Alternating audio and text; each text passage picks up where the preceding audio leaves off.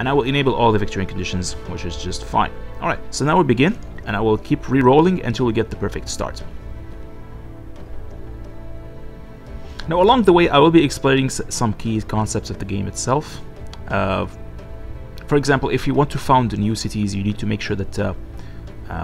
well, in this game, really, there is not much terrain interaction. That is probably one of the biggest negatives for this game, that terrain interaction is minimized. This is the introduction. Alright, so this is a very good start.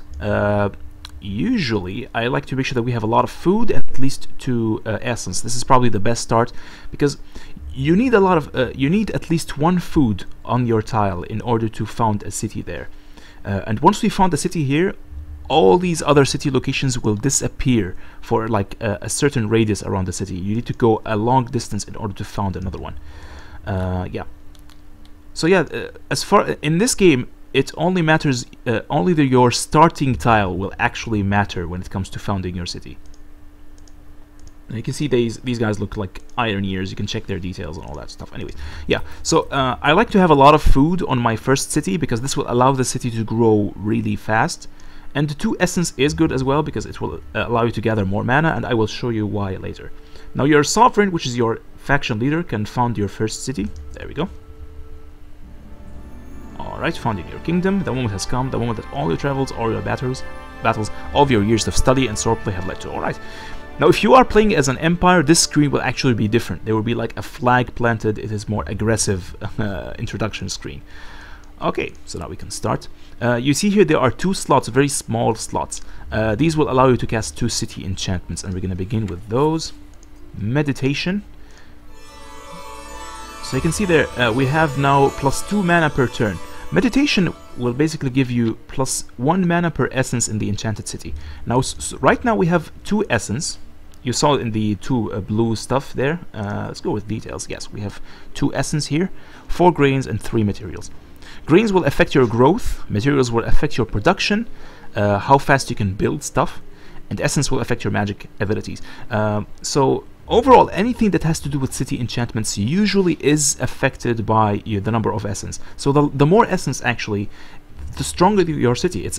Essence is actually one of the most powerful aspects of city buildings. If you can find anywhere out there in the world a location with 3 or 4, even 4 essence, that is going to be an overpowered city. Essence is actually overpowered in this game. So that's why usually it does not go any higher than 3, whereas a grain and material can go all the way up to 5. And also I will go with Sovereign's Call. Sovereign's Call is only available if you have the life magic available on your hero. So yeah, really powerful, gives you +2 growth in the enchanted city. Really good for small factions with small land that are trying to grow very fast. Nevertheless, my playstyle, I usually like to expand aggressively. I just love to expand very fast. That's just my way of playing the game. I want to get this grain as fast as I can, but we need to expand our borders first. And wow, we have some gold here, which is going to be just excellent. Do I want to start with building something? Oh yeah, and here's another thing.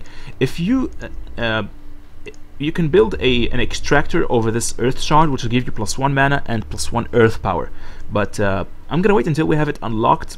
The thing is, if you can build these improvements on random resources and they are connected to your city, they will actually become part of your city, and I will demonstrate this soon. And this is actually very good because it will prevent these resources from being plundered by roaming monsters. If you can connect them inside your city borders or connect them to your city directly, it will prevent them from becoming plundered. So yeah, that's a very good thing. But right now we cannot connect them yet. We're just going to start building the standard stuff, I suppose. What do we want to go with? We're going to go with Cleric because it will reduce unrest. Yeah, unrest, you can see it right there. It will lower your... yes, it will lower your production, and it might even lower your growth. So if you want to reduce unrest as early as you can. So yeah, Cleric is a good start. Unfortunately, this gold deposit will not be part of our city. It will not be included in our city tiles because there is a river blocking the way. We cannot build things over the river, unfortunately. So yeah, we're just gonna have to do this. It's gonna take 7 turns, which is quite long. We don't have a lot of material in this city, so we're gonna be a little bit slow on production. Now we're gonna start exploring. These are the goodie huts. Most of what the crates contain has been ruined except for a single item. What do we have? What's this thing? I've never actually met this item before. Let's take a look. Alright, so you can... This is a teleportation scroll, recall scroll. If you use it, the army that this hero controls will be teleported back to the capital, which is Arim. And speaking of Arim, we're going to rename the city into Vector. This is usually my starting name. Alright, so this is Vector. And if you zoom out, you will see the name is written over there on the map. And the strategic map is just beautiful. Look at that. Anyways, we're going to continue exploring, going to get some treasures. Oh, we can summon an air elemental in battle. I thought this would allow us to summon this thing on the strategic map, and that would have been awesome indeed. But it looks like this thing can only be summoned in battle, and we might use it against a boss or a huge enemy at some point. Alright, so we have cast all the spells we need. We're making a lot of mana at this point, plus 5 mana. We don't need a lot of mana, to be honest, except maybe for the research tree. Let's go for some research. Yeah, because eventually you will come across sorcery, which will give you the ability to cast Birth of Summer. Now here is one of my problems with this game. Birth of Summer will allow you to create a new city site, but it costs 200 mana. That is extremely expensive, and it is not guaranteed to work. What Birth of Summer basically does, it will allow you to create a new location for a city, basically providing grain and materials. So this city here, this location for example, this tile, it has nothing. It has no grain, it has no production, no essence, nothing. It has 0 value. But if you cast Birth of Summer on this area, you might be able to build a city here.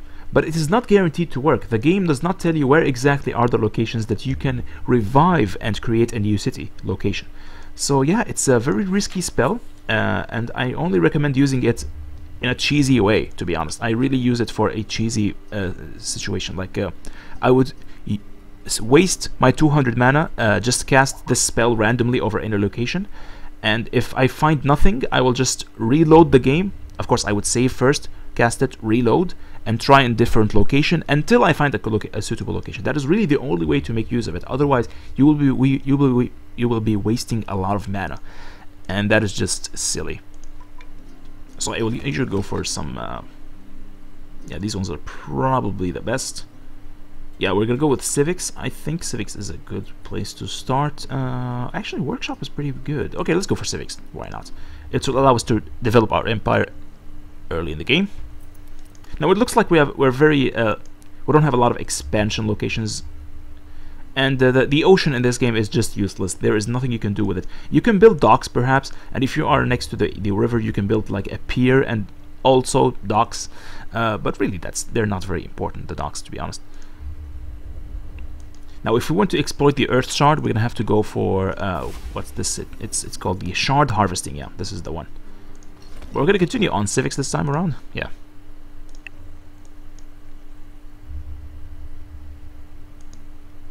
Alright, now as soon as we meet other factions, we will start be able to compare our faction power. I'm not sure how this is decided. And once we meet another faction, I will actually show you another problem with the game, which is diplomacy. I will show it to you later.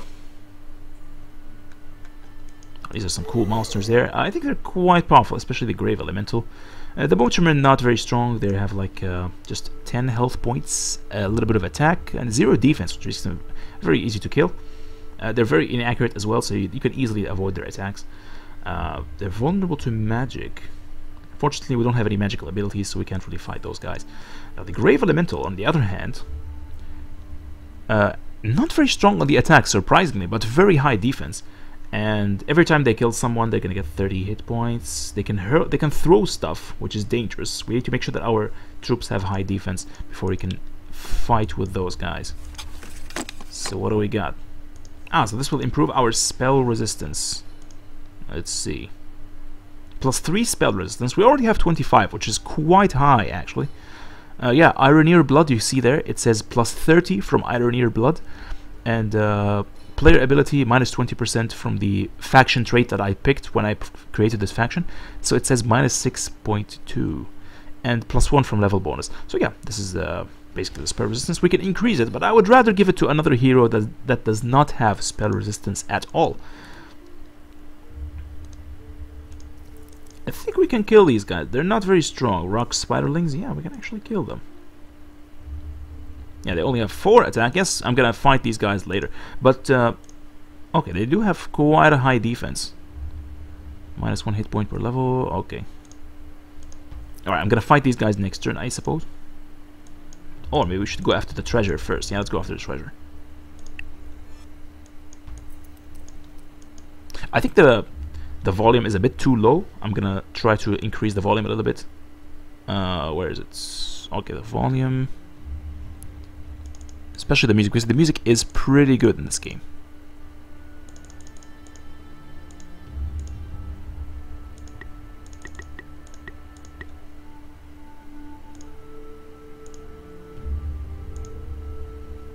Okay, we are done. Yeah, this is another thing. I'm playing on a laptop, so there's the weird bug. Basically, every time you shift back and forth from the menu, the screen will turn dark for some reason.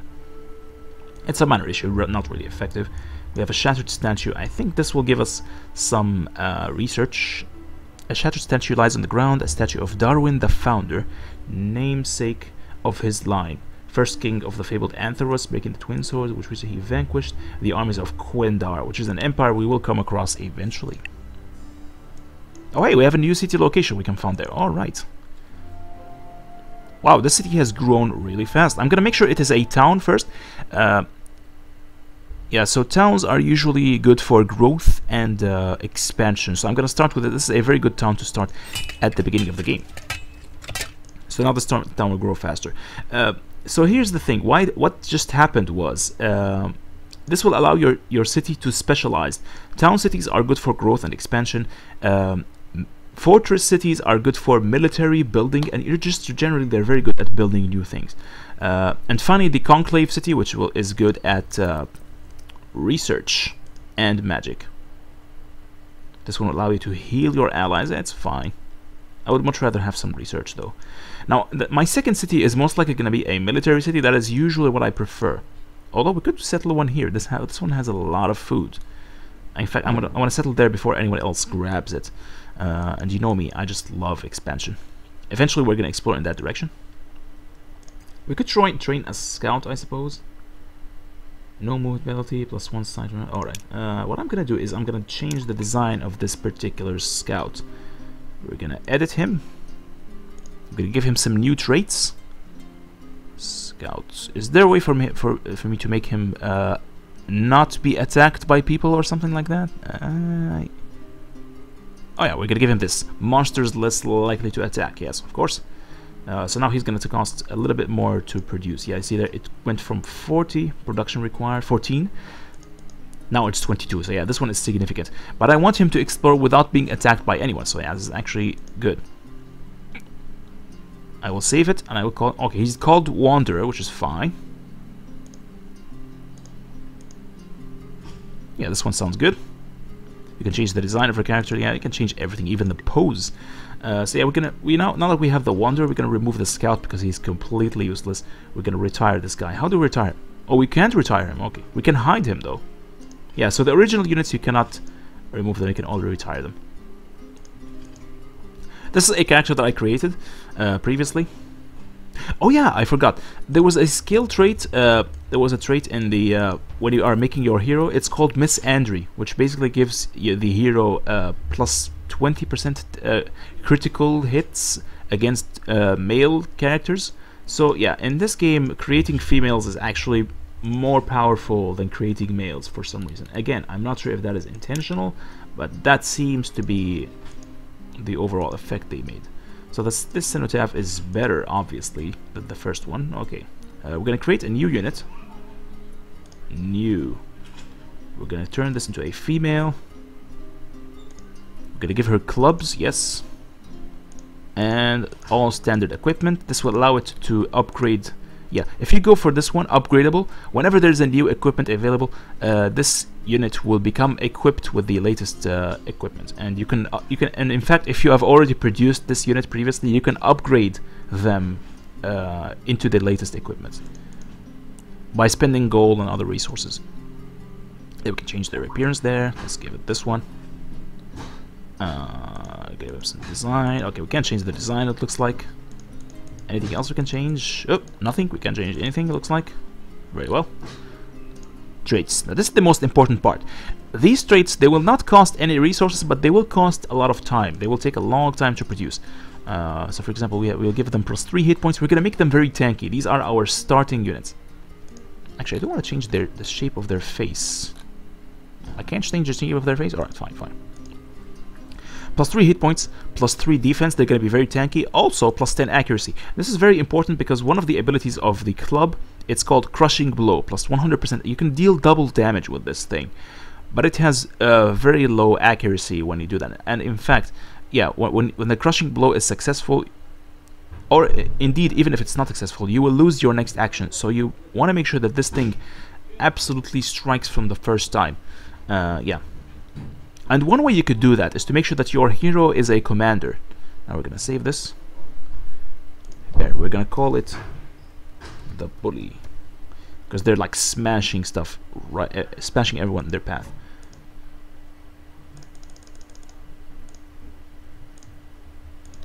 Now we could call him the Bouncer, I suppose, yeah. Let's go with Bouncer.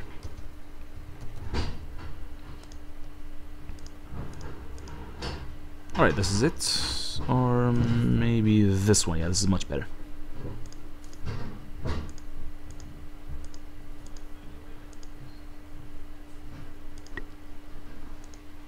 Alright, so these guys are going to be our main troops. They're going to be our main soldiers. They have a lot of hit points, very tanky, and they're also very accurate when it comes to striking their enemies. And we're done, and in fact we're going to create a new one next turn. And they're very cheap, actually, only 11 seasons. Okay, they take 11 seasons, that's quite a long time. We want to make sure that this city has more production power. So we have to build something else next turn. A scrying pool would be nice. It will add +1 essence, which means we will be able to cast another spell. I feel like I have not explained what essence does exactly. It will allow you... for every essence point, you can cast another spell. So right now we have 2 essence. It means we can cast 2 spells. And yeah, that's it. Now, if you have a research city, a conclave, there are certain buildings that will be affected by the amount of essence in that city.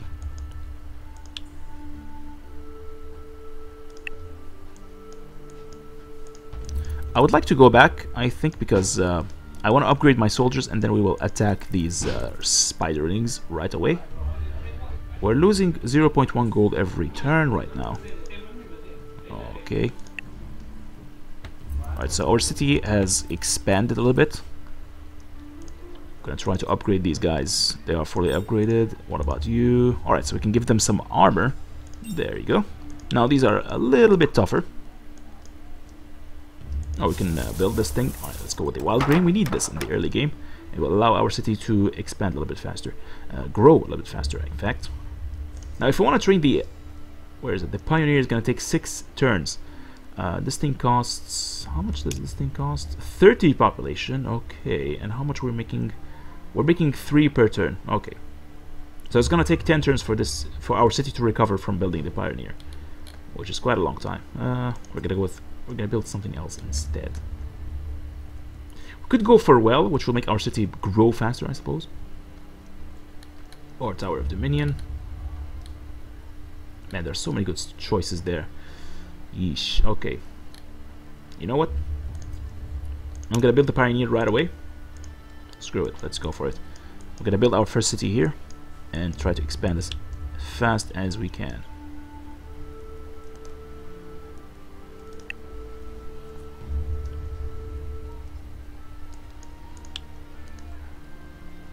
Alright, let's hope we get lucky with these guys. They're usually quite strong. 30 defense, that is quite a bit. But nevertheless, their attack is weak.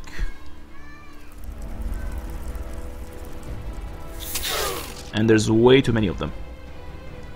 Let's see how far they can move. They can move 3 tiles, apparently. Yes, they can. Oh, they have very high defense.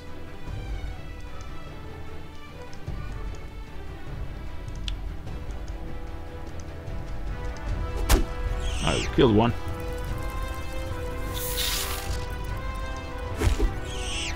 Oh, they're complete pushovers. We have nothing to worry about. We can easily slaughter them.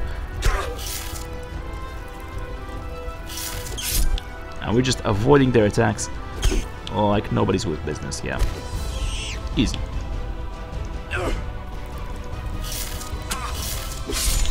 Yeah, because he has a sword, he has the ability to counter-attack, I think. Yeah, that's how it works. So I'm gonna go and help our sovereign. Dude, seriously, this is embarrassing. You can easily take it down. I mean, these soldiers are looking at their leader and like, dude, we killed a bunch of them. Why can't you kill one? So yeah, we level up very early there. We have a spider venom sac, which will give us +1 poison damage every turn if we strike someone. Alright, so we're gonna go with commander, clearly. -15 to unrest in the city of this unit. Alright, so this will reduce unrest in any city that he is stationed in. We could go for mage, but we're not going to be relying on magic for this particular hero because he has Ironeer blood, and if you have Ironeer blood, all spells will cost more to cast in battle. So we're going to go with commander. Now the reason why I went with commander, and I will show you just now, let's see. Yeah, I want to show you the traits. Where's the traits menu? Oh, I was really afraid the game might freeze there. Okay, so +5 to the army's accuracy in leadership, +10 accuracy, +15 accuracy. Having a hero with commander and accuracy buffs on your troops is really important for this faction, especially if you are going to be building, you know, bullies and people that use clubs to attack. If you have 100% accuracy on these clubs, you can deal a crap ton of damage in the for the rest of the game. You're going to have a very powerful military. Yeah, so it's going to be a lot of fun. Alright, so now we have something new to research. I think, yeah, restoration is a pretty good way to go. +1 production per material. We could use this to build things a little bit faster. Letter from Brian. Your fear that I would not be able to handle traveling the wilds was misguided. Thus far, my journey has been without setbacks. I look forward to seeing you soon. So who the hell is Brian? Okay, so now we can choose our first hero.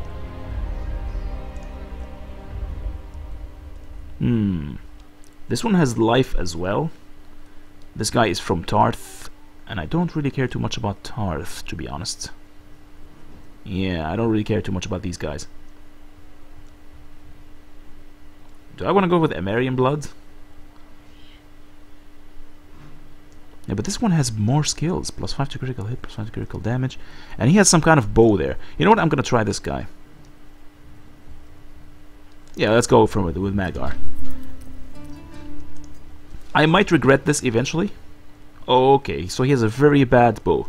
-20 accuracy. This thing sucks. Yeesh, okay. So it looks like he's going to be an assassin because he already has the eviscerate ability. I will turn this guy into an assassin eventually. With the bow, of course. Alright, so congratulations, you're going to join our troops. So, how did I get this hero? Well, I got this hero because I have fame. Our next champion will be at 50 fame, I think. Yeah, that's how it goes. Actually, I thought that you gain a hero, your first hero, when you have 10 fame. But for some reason, we gained this one at 3.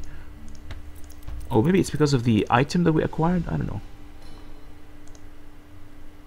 So what do I do with this thing? It has absolutely no use to me. Trade. We're gonna try and... Yeah, we can't do anything with this thing. That's so bizarre. Okay, we're gonna give him the rune tablet. It will give him some spell resistance. Yeah, let's do that. Equipment. Use. So now he has 4 spell resistance. Not very powerful item there, but it's better than nothing, I suppose.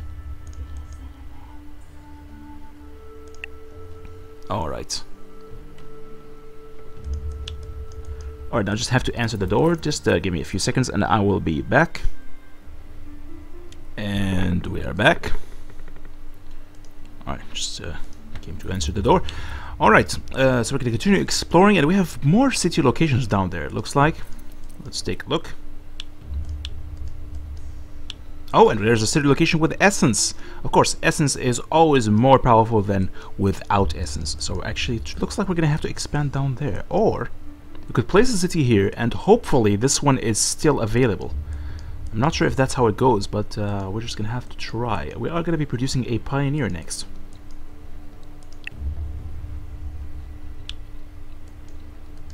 Now usually these locations are guarded by powerful monsters, and okay, they're not very powerful actually. They're only these spiders. Let's take a look. There's our earth. There's a water shrill with slow, not very strong really. They're vulnerable to fire, which is unusual because they're like water, right? Why is a water shrill vulnerable to fire? Doesn't make any sense. And an earth shrill, which has no particular abilities except very high health points. Okay, we can take them down maybe next turn once we, because right now they do have very high defense, and I don't think we're going to be able to kill them very easily. Next turn. Alright, so now we're producing the Pioneer.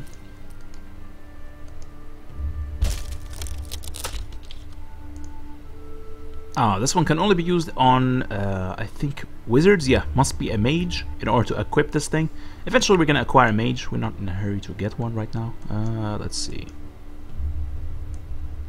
Yeah, this one here, definitely the best location, I suppose. 4 food, 3 production, 4 food, 3 materials, and 1 essence. Yeah, that's probably a good idea. And even if we build a city here and this one disappears, we can still build another one here. Yeah, so this is going to be an excellent location for us.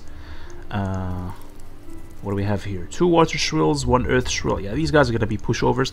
I do want to get at least 1 more soldier out. Like we have a pioneer at this point. I would like to build maybe another bouncer, and then we can go after them. But first,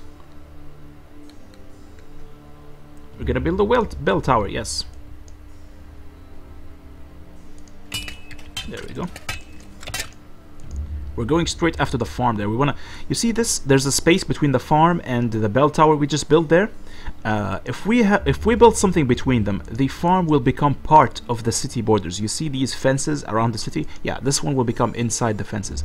This way, the farm will not be destroyed by roaming monsters. So yeah, I want to do that as soon as I can. Unfortunately, we cannot do the same thing with the gold deposit there, because there's a river between us and we cannot build stuff over the river if we are not right next to it. So yeah.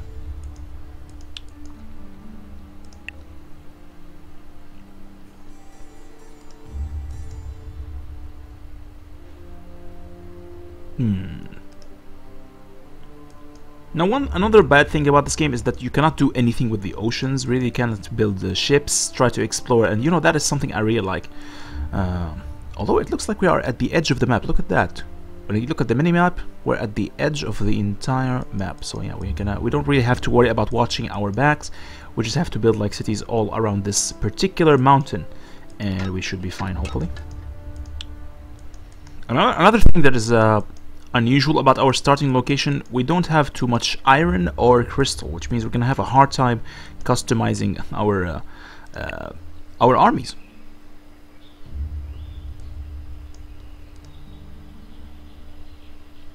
Nevertheless, we should be safe, because I don't think anyone is going to be declaring war on us this early in the game. It looks like we're going to have to go around this mountain here. Hopefully I will move in this direction. I'm just going to wait for the pioneer.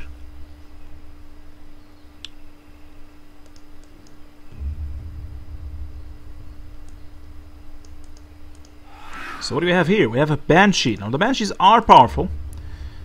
20 health points, that is quite a lot. And I think they don't suffer, yeah, they're immune to physical damage, oh my god. And they're flying, yeah, these things are badass, they're really dangerous. And you can read the history behind them, their entire description. You can pause the game and try to read it if you want. I'm not going to waste time reading it, to be honest, because I read that a million times before.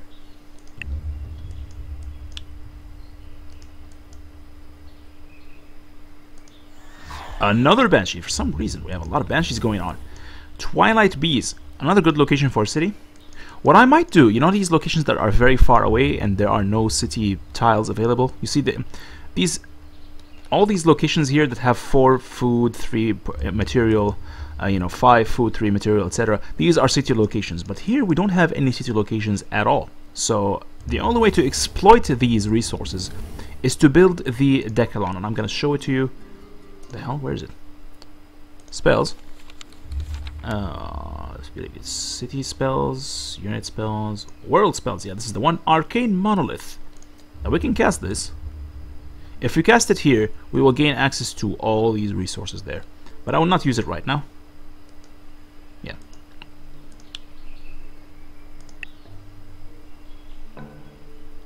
Alright, so the Pioneer is complete. Hopefully the Pioneer will not be attacked by roaming armies. I'm kind of worried. This is probably not a smart thing to do. I should probably have him have these guys escorted by some kind of soldier. But you know what? Forget it. We'll be fine. We have another city location there with 1 essence. That is excellent. There doesn't seem to be a lot of essence in these regions. Mostly just 1, 2, and that's it. If I find a city location with 3 essence, I will really go straight after it, because that would be incredibly powerful. We need at least 1 research city in this game if we want to have a crap load of science. And we can actually finish this game very early if we go for some high research. Alright, so we've completed restoration. Now we have more production. Leatherworking would be nice. Let's go for shard harvesting. Yeah, we want to get some mana going. And we do want to connect this earth thing. What's it called? The earth shard, yes. We want to make it part of our city. Okay, so there are no roaming armies, it looks like. We can safely build one here. I think I'm going to take this location, yeah. We have the clay pit right next door, and we can build something on these rivers as well. Yeah, this is just excellent. Now, you guys just keep moving. Oh, we missed the goodie hut. I'm actually going to go back and take that.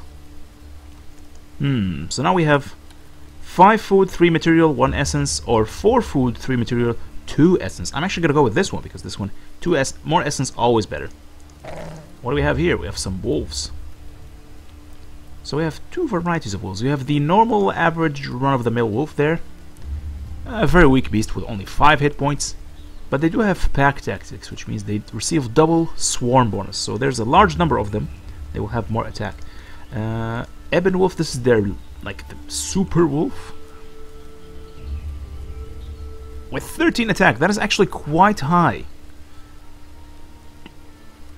And they have a devastating bite for 3 times the normal damage. Okay, so if they use deadly bite against any of my soldiers, they can deal 39 damage. Holy crap, we cannot engage with these guys right now. In fact, each of my soldiers has like 27 hit points, yeah. So this wolf alone can probably kill, yeah, like a full army, a full squadron of my troops.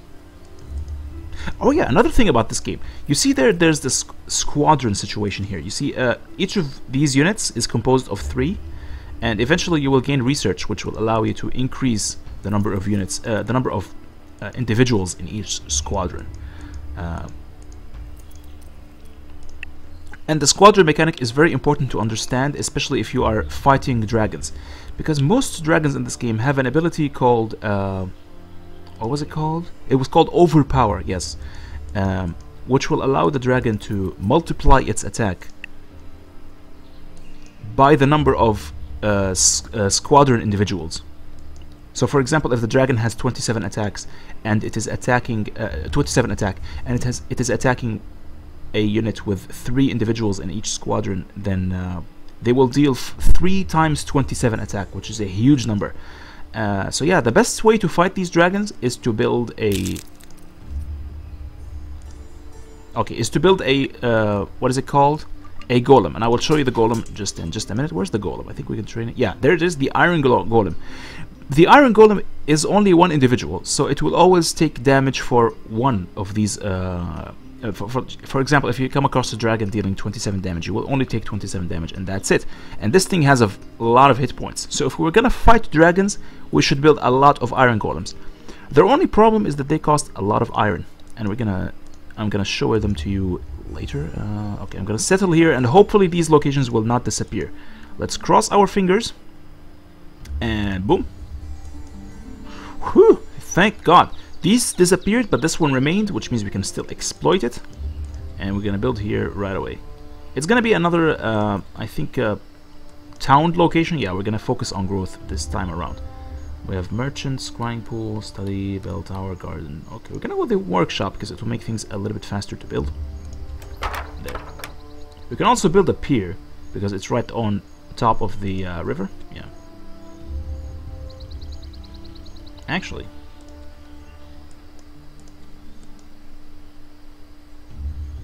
I'm gonna stop building this thing. We could always go for another pier, I suppose. Forget it. Just build a pier. I want the city to grow a little bit faster, and we can connect this river to us. Yeah, this will expand our border a little bit faster, I think. Yeah, you see there, we grabbed more, a larger region. And after that, we will get the clay pit. Yeah. There are 13 turns, which is not bad. Okay, so here we have the actual crystal crag. So if we build an outpost or a decalon in this region, we'll be able to grab all 3 of these things. Now, I am not sure if the decalon actually has a yeah, the arcane monolith thing. If it can be upgraded, I am not sure about that. It would be nice if you can actually upgrade it. Nevertheless, I'm not too worried about it right now, because eventually we are going to build a city here, and we will be able to grab these somehow.